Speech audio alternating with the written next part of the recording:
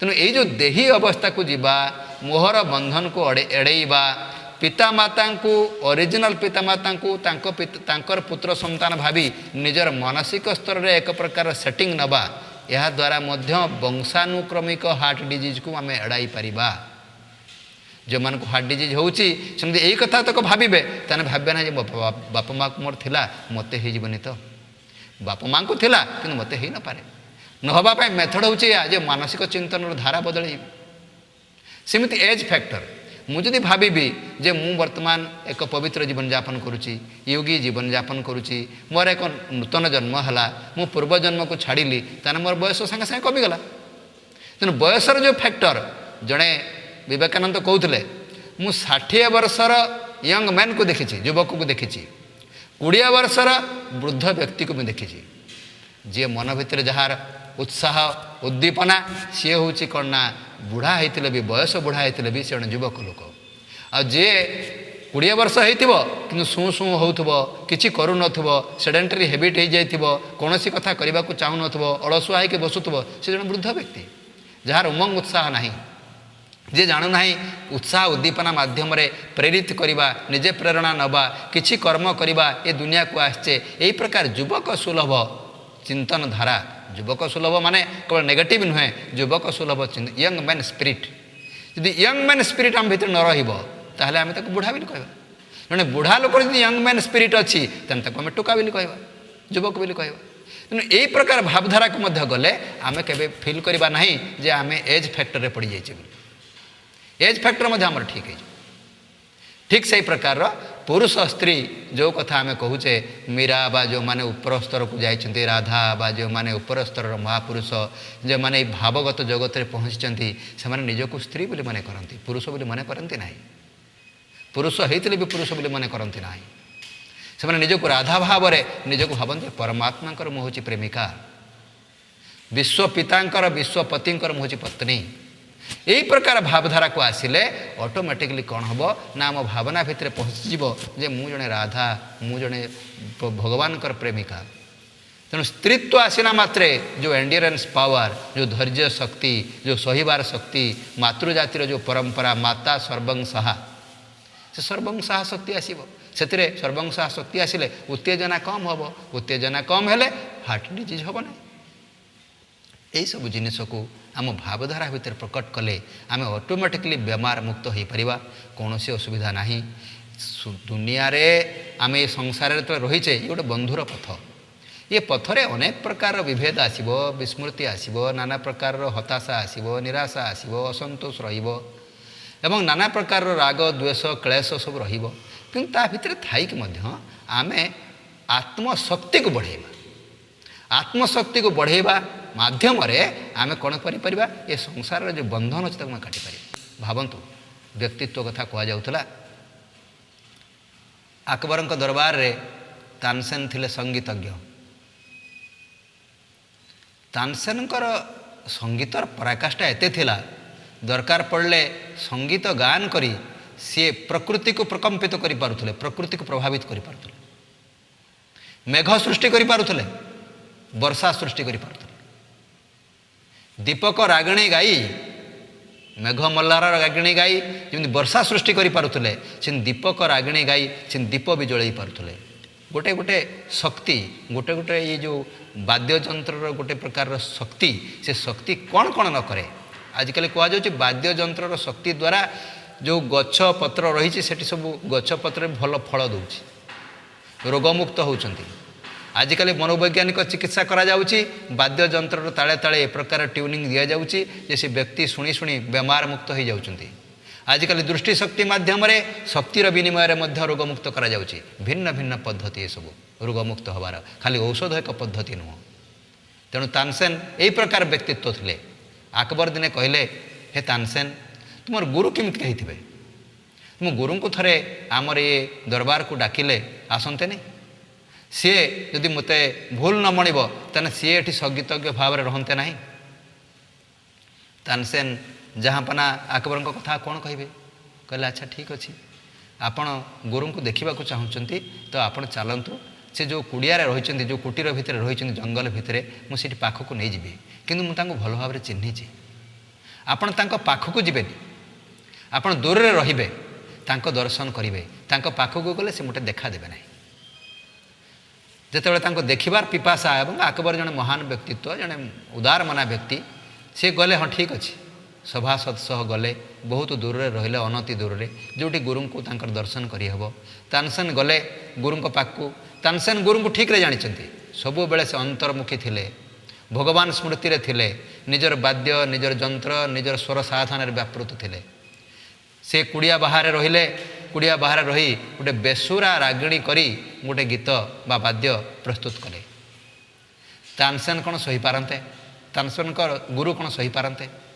ଗୁରୁ ସେଇଠୁ କ'ଣ କଲେ, ଉପଯୁକ୍ତ ସ୍ୱର କ'ଣ ହେବ ସେ ସ୍ୱର ଦେଇ ସେ ଏକ ବାଦ୍ୟ ବା ଗୀତ ବା ସେ ମୂର୍ଚ୍ଛନା ସୃଷ୍ଟି କଲେ। ଯେଉଁ ମୂର୍ଚ୍ଛନା ସୃଷ୍ଟି କଲେ, ସେ ମୂର୍ଚ୍ଛନା ସୃଷ୍ଟି କରି କରି ସେ ବାହାରକୁ ଆସିଲେ। ଦେଖିଲେ ଦିଲ୍ଲୀପତି କିଏ ଆମର ଆକବର ଦେଖୁଛନ୍ତି ଯେ ସିଏ ଗୁରୁଙ୍କୁ ଦର୍ଶନ କରୁଛନ୍ତି। ସେ ସେଇ ରାଗିଣୀ ବଜେଇ, ସେ ମୂର୍ଚ୍ଛନା ସୃଷ୍ଟି କରି, ସେ କମ୍ପନରେ କମ୍ପିତ କରି ତାଙ୍କ ଶିଷ୍ୟକୁ ଉପଯୁକ୍ତ ଶିକ୍ଷା ଦେଇ, କଥାରେ ନାହିଁ କର୍ମରେ ଶିକ୍ଷା ଦେଇ ସେ ପୁଣି ସେ ଘର ଭିତରକୁ ଚାଲିଗଲେ, ତାଙ୍କ କୁଟୀରକୁ। ଆକବର ପଚାରୁଛନ୍ତି ତାନସେନକୁ ଯେ ଆମେ କ'ଣ ତାଙ୍କୁ ଡାକି ଏଠି ଦିଲ୍ଲୀ ଦରବାରରେ ତାଙ୍କୁ ଯଦି ଆମେ ସ୍ଥାନ ଦେବା, ସେ କ'ଣ ସ୍ଥାନିତ ହେବେନି? ତାନସେନ କ'ଣ କହୁଛନ୍ତି, ଜାହାଁପନା, ଆପଣ ହେଉଛନ୍ତି ଦିଲ୍ଲୀପତି। ସେ ଦିଲ୍ଲୀପତିଙ୍କ ଦରବାରରେ ପେଟ ଚାଖଣ୍ଡକ ପାଇଁ କାହିଁକି ନିଜକୁ ବିକ୍ରି କରିବେ? ସେ ତ ବିଶ୍ୱପତିଙ୍କ ଦରବାରରେ ତାଙ୍କର ସ୍ଥାନ। ସେ ବିଶ୍ୱପତିଙ୍କୁ ଭଜନ କରୁଛନ୍ତି, କୀର୍ତ୍ତନ କରୁଛନ୍ତି, ମନନ କରୁଛନ୍ତି, ଚିନ୍ତନ କରୁଛନ୍ତି, ପ୍ରଭୁ ସ୍ମୃତିରେ ରହିଛନ୍ତି।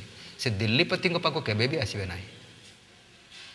ଏଇ ଯେଉଁ ଗୋଟେ ଚିନ୍ତନର ଧାରା ଆମେ ତ୍ୟାଗ କରିବା, ପରମାତ୍ମାଙ୍କ ସ୍ମୃତିରେ ରହିବା, ତେବେ ଯାଇକି ଆମେ ଉଚ୍ଚତର ଷ୍ଟେଜକୁ ଯାଇପାରିବା। ଆଜି ଅଶୋକ ଚଣ୍ଡାଶୋକରୁ ଧର୍ମାଶୋକ ହେଲେ। ଏଇ କଥା ବୁଝେଇଥିଲେ ସର୍ବପଲ୍ଲୀ ରାଧାକୃଷ୍ଣ ଷ୍ଟାଲିନଙ୍କୁ। ମୃତ୍ୟୁ ଅବସ୍ଥାରେ ସେଠି ତ କିଛି କଥା ବାହାରକୁ ବାହାରେ ନାହିଁ, ଲୋହ ପରଦାରୁ କିଛି ବାହାରକୁ ବାହାରି ଆସିବା ମୁସ୍କିଲ, ଅତ୍ୟନ୍ତ ଗୋପନୀୟତାକୁ ମେଣ୍ଟେନ୍ କରାଯାଏ। ଯେତେବେଳେ ତାଙ୍କର ଏ ପ୍ରକାର ଅବସ୍ଥା ହେଲା ଏବଂ ଅତି ଶଯ୍ୟାଶାୟୀ ଥିଲେ, ଏବଂ ସର୍ବପଲ୍ଲୀ ରାଧାକୃଷ୍ଣନ ମଧ୍ୟ ଭାରତ ଫେରି ଆସିବେ, ଉପରାଷ୍ଟ୍ରପତି ପଦ ପାଇଁ ତାଙ୍କୁ ନିର୍ବାଚନ କରା ସରିଛି। ତାଙ୍କୁ ଆସିବା ବେଳେ ସେ ଭାବିଲେ ଯେ ଇଏ ତ ମୋତେ ଡାକନ୍ତି, ମୋର ତ ଆସିବା ସମୟ, ଯିବା ସମୟ ହେଇଗଲାଣି, କ'ଣ ଷ୍ଟାଲିନଙ୍କ ଠାରୁ କିଛି କ'ଣ ଟେଲିଫୋନ୍ ଆସିବ ନାହିଁ? ହଠାତ୍ ଯିବା ସମୟ, ଉପସ୍ଥିତ ହେବା ସମୟରେ ବାଜି ଉଠିଲା ଫୋନ୍। ସେ କହିଲେ ଏଇଟା କ୍ରେମଲିନ୍ ପ୍ରସାଦରୁ ଆସୁଛି। ଯାଇକି ପହଞ୍ଚିଲେ, ତାଙ୍କୁ ରାସ୍ତା କଡ଼େଇକି ନିଆଗଲା, ତାଙ୍କ ପାଖରେ ପହଞ୍ଚିଲେ, ତାଙ୍କୁ କାଉନସେଲିଂ କଲେ, ଉପଦେଶ ଦେଲେ। କେତେବେଳେ ସେ ରାଷ୍ଟ୍ରପତି ସର୍ବପଲ୍ଲୀ ରାଧାକୃଷ୍ଣନ ତାଙ୍କର ହାତ ପାଦ, ତାଙ୍କର ଯେଉଁ ଶ୍ରୀହସ୍ତକୁ ସେ ଛୁଇଁ ପକାଉଥାନ୍ତି ଏବଂ ଆଉଁସି ଦେଉଥାନ୍ତି। ଷ୍ଟାଲିନ କହିଥିଲେ, ମୁଁ ଜାଣିନି ମୋ ମା କେବେ ଏ ପ୍ରକାର ସ୍ପର୍ଶ ଦେଇଥିବ ବୋଲି ମନେ ନାହିଁ। ଆପଣ ମୋତେ ଯେଉଁ ଆଜି ବ୍ୟବହାର କଲେ, ଆଖିରୁ ଲୁତକ ବୋହିଯାଉଛି। କହୁଛନ୍ତି ଆପଣ ଯେଉଁ ମୋତେ ବ୍ୟବହାର କଲେ, ମାତୃସ୍ପର୍ଶ ପିତୃସ୍ପର୍ଶ, ଯେଉଁ ସ୍ପର୍ଶରେ ଅନେକ ଆନନ୍ଦ। ବୁଝେଇଥିଲେ ସର୍ବପଲ୍ଲୀ ରାଧାକୃଷ୍ଣନ ଯେ ଏମିତି ଚଣ୍ଡାଶୋକରୁ ଧର୍ମାଶୋକ ହେଇଛନ୍ତି, ଆପଣ ଯାହା କରିଛନ୍ତି ସେ ପାଇଁ ଅନୁଶୋଚନା କରନ୍ତୁ ନାହିଁ। ଆମେ ଯାହା କିଛି କରୁଛେ ସେ ପାଇଁ ଅନୁଶୋଚନା କରୁଛେ, ଅନ୍ତିମ ଅବସ୍ଥାରେ ସେସବୁ ଆମ ପାଖକୁ ପହଞ୍ଚି ଆସିବ।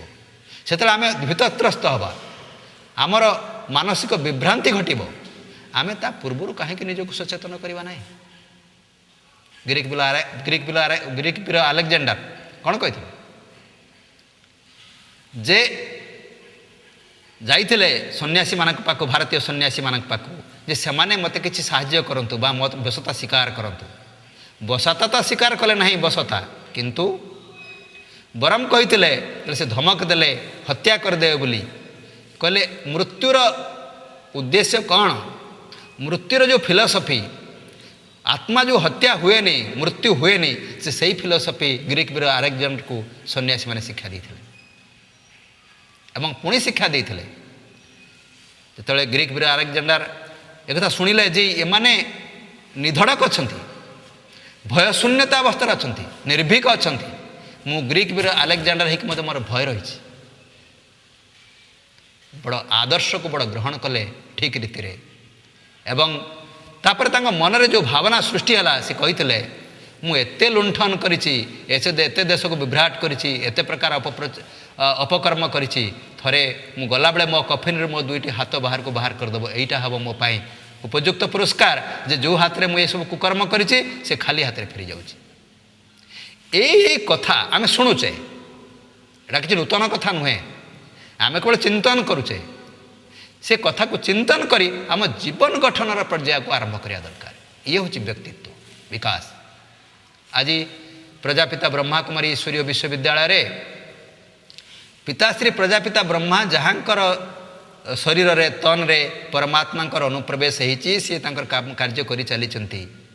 ଯେତେବେଳେ ପ୍ରଥମ ଏ ସଂସ୍ଥା ତିଆରି ହେଲା, ପିତାଶ୍ରୀ ପ୍ରଜାପିତା ବ୍ରହ୍ମାଙ୍କୁ କ'ଣ କମ୍ ସହନ କରିବାକୁ ପଡ଼ିଥିବ? ଏକ ଆଧ୍ୟାତ୍ମିକ କ୍ରାନ୍ତି ଈଶ୍ୱରୀୟ ବିଶ୍ୱବିଦ୍ୟାଳୟ ଦେଉଛି। କ'ଣ ଆଧ୍ୟାତ୍ମିକ କ୍ରାନ୍ତି? ଯେତେ ଯାହା କିଛି ସବୁ କୁହାଯାଇଥିଲା ସବୁକୁ ବନ୍ଦ କରି ସେ କ'ଣ କହୁଛନ୍ତି ନା କମ୍ପ୍ଲିଟ୍ ସେଲିବାସି, ସମ୍ପୂର୍ଣ୍ଣ ପବିତ୍ରତା। ଖାଲି କାୟିକ ପବିତ୍ରତା ନୁହଁ, ମାନସିକ ପବିତ୍ରତା। ବ୍ରହ୍ମରେ ଯେଉଁ ଆଚରଣ ହେଉଛି ସେ ବ୍ରହ୍ମ ଆଚରଣ, ବ୍ରହ୍ମଚାରୀ। ଏଇ ଯେଉଁ ଏକ କ୍ରାନ୍ତିକାରୀ ପଦକ୍ଷେପ ଯେ ଆମେ ଏ ପ୍ରକାର ଜୀବନଯାପନ କରିବା ଯେଉଁ ବ୍ରହ୍ମଚର୍ଯ୍ୟରୁ ଆଉ ସୁପର ବ୍ରହ୍ମଚର୍ଯ୍ୟ କିଛି ନଥିବ, ସମସ୍ତଙ୍କଠୁ ଊର୍ଦ୍ଧ୍ୱ ବ୍ରହ୍ମଚର୍ଯ୍ୟ, ଶୁଦ୍ଧ ଶାକାହାରୀ ଜୀବନ। ଶାକାହାରୀ କ'ଣ? ଶାକାହାରୀ ବୌଦ୍ଧିକ ସ୍ତରରେ ରାନ୍ଧିବା ଲୋକ ମଧ୍ୟ ରାଜଯୋଗ ମାଧ୍ୟମରେ ଖାଦ୍ୟ ପ୍ରସ୍ତୁତ କରିବ। ଭଗବାନଙ୍କୁ ଅର୍ପଣ କରିବ ବୋଲି ସେ ସବୁବେଳେ ଅହରହ ଚିନ୍ତନ କରୁଥିବ, କୌଣସି ପ୍ରକାରର ଅପଚିନ୍ତନ ନଥିବ, ସମ୍ପୂର୍ଣ୍ଣ ପବିତ୍ର ଥିବ। ଏହି ପ୍ରକାରର ଏକ କ୍ରାନ୍ତିକାରୀ ଚିନ୍ତାଧାରା ଖାଦ୍ୟ ପାନୀୟଠୁ ଆରମ୍ଭ କରି ତାର ଯେଉଁ ସୋର୍ସ କେଉଁଠୁ ଆସୁଛି, ଖାଦ୍ୟ ପାନୀୟ ତିଆରି ହେବା ପାଇଁ ପଇସା, ସେ ପଇସା ମଧ୍ୟ ସତ୍ୟ ଧର୍ମରୁ ଆସୁ। ଧର୍ମ ଧନ ସଞ୍ଚିବ ଧର୍ମ କରି ସେ କମ୍ପ୍ଲିଟଲି ଧର୍ମରୁ ଆସୁ, ପୁଣ୍ୟ କର୍ମରୁ ଆସୁ। ସେ ପୁଣ୍ୟ କର୍ମରୁ ଏସବୁ ଜିନିଷ ଆସିବା ଦରକାର। ତେଣୁ ଏ ପୁଣ୍ୟ କର୍ମ ଆଧାରରେ ସଞ୍ଚିତ ଧନରୁ ମୁଁ ପ୍ରଭୁ ଅର୍ପଣ କରି କିଛି ଖାଦ୍ୟକୁ ଭୋଗ ରୂପେ ସ୍ୱୀକାର କରିବି, ପ୍ରସାଦ ରୂପେ ସ୍ୱୀକାର କରିବି। ଇଏ ହେଉଛି ରାଜଯୋଗୀର ଖାଦ୍ୟ, ଇଏ ହେଉଛି ରାଜଯୋଗୀର ଚିନ୍ତାଧାରା। ଏଇସବୁ କଥା କହିଲା ବେଳେ ତାଙ୍କୁ ପ୍ରଥମ କ୍ରାନ୍ତିକାରୀ ଷ୍ଟେପ୍ ନେଲା ବେଳେ ତାଙ୍କୁ କ'ଣ ବିରୋଧାଭାସ ହେଇନଥିବ? ବହୁତ ବିରୋଧାଭାସ ହେଇଛି। ଅବିଚଳ, କୌଣସି ବିଚଳନ ନାହିଁ, ସମସ୍ତଙ୍କୁ ପ୍ରେମରେ ସ୍ୱୀକାର କରିଛନ୍ତି। ବିରୋଧ କରୁଥିବା ଲୋକକୁ ମଧ୍ୟ ଗଳାରେ ଲଗେଇଛନ୍ତି, ଆଲିଙ୍ଗନ କରିଛନ୍ତି। ଆଜି କ'ଣ ଦେଖାଯାଇଛି? ଜଗନ୍ନାଥ ପୀଠରେ ଆଲିଙ୍ଗନ କରୁଛନ୍ତି, ସମସ୍ତଙ୍କୁ ଏମ୍ବ୍ରାସ୍ କରୁଛନ୍ତି, ଆସ। ଏଇ ଯେଉଁ ଚିନ୍ତନର ଧାରା, ଏଇ ଚିନ୍ତନର ଧାରା ପରିପ୍ରକାଶ ହେଇଥିଲା ପିତାଶ୍ରୀ ପ୍ରଜାପିତା ବ୍ରହ୍ମାଙ୍କ ପାଖରେ। ତେଣୁ ସମସ୍ତେ ଆଜି ଦେଶ ବିଦେଶରେ ସବୁ ଜାଗାରେ ଏ ବ୍ରାଞ୍ଚ ସମସ୍ତେ ବର୍ତ୍ତମାନ ଲାଗିଛନ୍ତି କିପରି ନିଜ ଜୀବନକୁ ପରିବର୍ତ୍ତନ କରିବେ, ବ୍ୟକ୍ତିତ୍ୱକୁ ପରିବର୍ତ୍ତନ କରିବେ, ସ୍ୱ ଉନ୍ନତି କରିବେ, ସ୍ୱଚିନ୍ତନ କରିବେ, ଯେଉଁ ଆଧାରରେ ବିଶ୍ୱ ପରିବର୍ତ୍ତନ କରିବେ। ଏହି ଚିନ୍ତନର ଧାରା ନେଇ ଆମେ ବର୍ତ୍ତମାନ ଆଗେଇବା, ଆମ ଜୀବନକୁ ପରିବର୍ତ୍ତନ କରିବା, ଖୁସହାଲ ହେବା। ଖୁସିଠୁ ଆଉ ବଡ଼ ଟନିକ୍ କିଛି ନାହିଁ ଆଜ୍ଞା। ଯେ ଆମେ ଖୁସି ପାଇଲେ, ଆନନ୍ଦ ପାଇଲେ, ତାଠୁ ଅଧିକ ଟନିକ୍ ଆଉ କିଛି ନାହିଁ। ଆମେ ଔଷଧ ଖାଉଛୁ, ଭିଟାମିନ୍ ଟନିକ୍ ଖାଉଛୁ, ଭିଟାମିନ୍ ବଟିକା ଖାଉଛୁ, ସେଥିରେ ଶରୀରକୁ ସୁସ୍ଥ ରଖିବୁ ମନେ କରୁଛୁ, କିନ୍ତୁ ଖୁସି ନଥିବ, ଯଦି ଆମେ ଗମ୍ ଭିତରେ, ଦୁଃଖ ଭିତରେ ରହୁଥିବା, ତାହେଲେ ଆମେ ବେଗମ୍ ହେଇପାରିଲୁନି। ବାଦଶାହ କ'ଣ ହେବ? ଏଠି କୁହାଯାଉଛି ବେଗମପୁରର ବାଦଶାହ, ଯେଉଁଠି ଗମ୍ ନାହିଁ, ଦୁଃଖ ନାହିଁ, ଅଶାନ୍ତି ନାହିଁ। ସେହି ପ୍ରକାରର ଗୋଟେ ବାଦଶାହ ତୁମେ ହୁଅ, ଖୁସି ଆନନ୍ଦରେ ରୁହ, ଫିକର କିଛି ନ ରହୁ, ଚିନ୍ତନ କିଛି ନ ରହୁ, କୌଣସି ପ୍ରକାର ଅନୁଶୋଚନା ନ ରହୁ। ଏହି ପ୍ରକାର ଏକ ଜୀବନ ପ୍ରଣାଳୀ, ଏହି ଜୀବନ ପ୍ରଣାଳୀ ଶିଖିବା ଦ୍ୱାରା ମନ ସୁସ୍ଥ, ଦେହ ସୁସ୍ଥ ଏବଂ ପରିବେଶ ସୁସ୍ଥ ହେଉଛି। ଏବଂ ଆପଣଙ୍କ ଘରେ ଯେଉଁମାନେ ଥିବେ, ପରିବାରରେ ଯେଉଁମାନେ ଥିବେ, ସେମାନେ ସେଥିରେ ଅନୁପ୍ରାଣିତ ହେଉଛନ୍ତି। ଖାଲି ସେତିକି ନୁହେଁ, ଆପଣଙ୍କର ସ୍ୱଜନ ପରିଜନ ମଧ୍ୟ ଅନୁପ୍ରାଣିତ ହେବେ। ଏହି ଅନୁପ୍ରାଣିତ ମାଧ୍ୟମରେ, ଏହି ପ୍ରକାର ଚଳନ ଧାରଣ ମାଧ୍ୟମରେ ଆମେ ଏହି ଚଳଣି ମାଧ୍ୟମରେ ଏକ ସୁଖ ଶାନ୍ତିମୟ ଜୀବନଯାପନ କରିପାରିବା। ତେଣୁ ସମ୍ପୂର୍ଣ୍ଣ ସୁଖ ଶାନ୍ତିମୟ ଜୀବନଯାପନ କରିବାକୁ ହେଲେ ଆମେ ଏହି ଧାରାକୁ ଅବଲମ୍ବନ କଲେ ଆମେ ଅତ୍ୟନ୍ତ ଏକ ଆନନ୍ଦମୟ ଅବସ୍ଥାକୁ ଯାଇପାରିବା। ଏହି ହେବ ଆମର ଚିନ୍ତନର ଧାରା, ଏହି ହେବ ଆମର ପଦ୍ଧତି।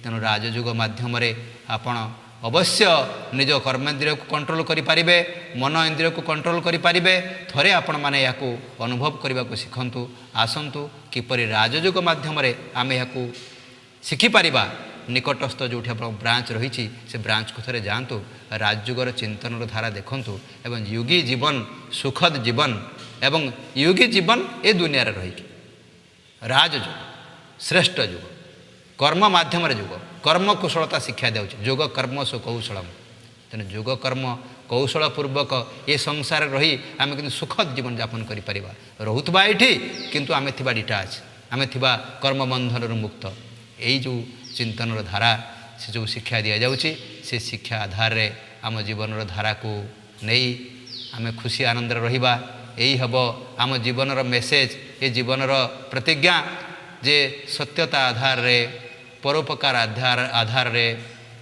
परोपकाराय स्वर्गाय आम कहूचे ता आधार रे एक सुखद जीवन यापन करवा ये सुखद जीवन यापन करने आसतु एवं ये राजयुगर जीवन यापन ब्रह्मचर्य जीवन यापन शाकाहारी जीवन यापन जोटा आमर देह मन को सुस्थ रखिबो सी को नहीं आम जीवन को खुशी करवा आनंद भरपूर करवा खुशी आनंद ठू आ बड़ जिनिस किसी ना जो थे परमात्मा खुशी आनंद अच्छी से खुशी आनंद बा जहाँ को आम कहूँ सूक्ष्मतार गति सूक्ष्म लोक को जीवा भाव जगत को जीवा से रही आनंदपूर्वक जीवन यापन करवा यही हबू आमर ध्येय से ध्येय को आने स्वाध्याय दरकार से स्वाध्याय को नहीं आम परमात्मा चिंतन रही खुशी आनंद प्रेम एवं जीवन गठनर प्रक्रिया को नहीं आम आनंदमय जीवन यापन करूँ यही शुभ कामना करुँची आपण मानू ये कही धन्यवाद जनाऊँगी आनंद हूँ